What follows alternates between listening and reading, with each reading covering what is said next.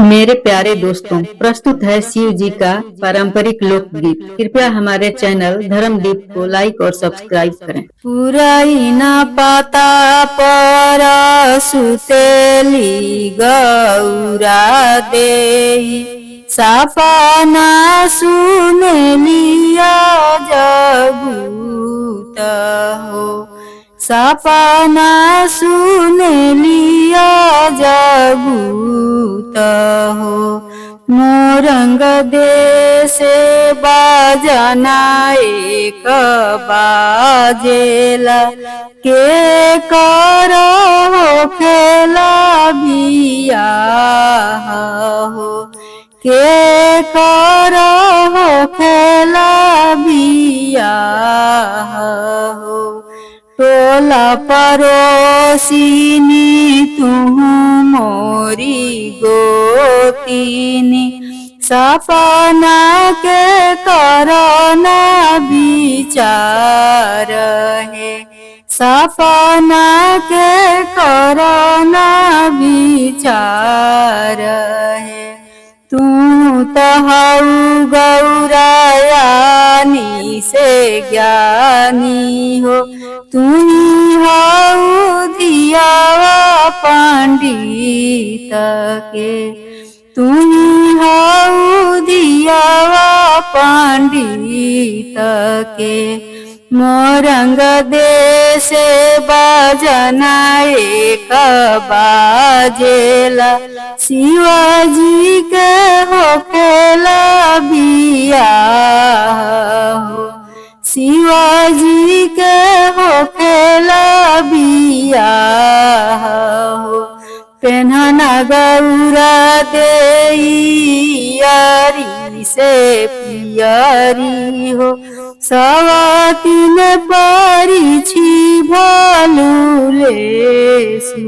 हो, सवातिन परिछि भालुलेसु हो।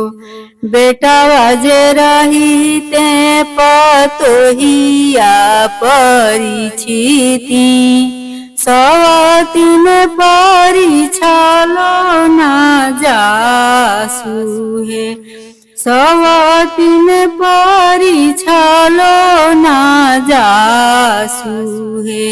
देवराज रही ते गोतिनिया परिछती, सवातिन परिछलो ना जासु है, सवातिन परिछलो ना जासु है।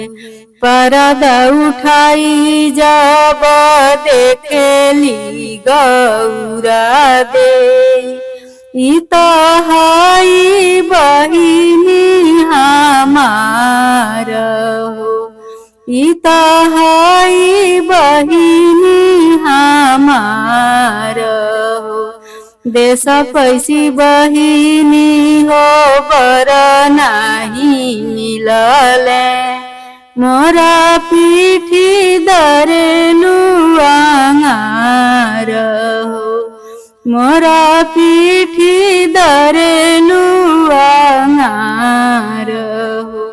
मंगिया के जुड़ा तू रहिया मोरी बहिनी हो, कोखिया से रही बिहू न हो, कोखिया से रही बिहू न हो। भानसा पैसी बहिनी भोजन बनई हो, लड़िका खेलई हमार हो, लड़िका खेलई हमार हो। खारी पैसी बहिनी गोबर कढ़ी हो, शिवा के से जरिया जानी जासु है, शिवा के से जरिया जानी जासु।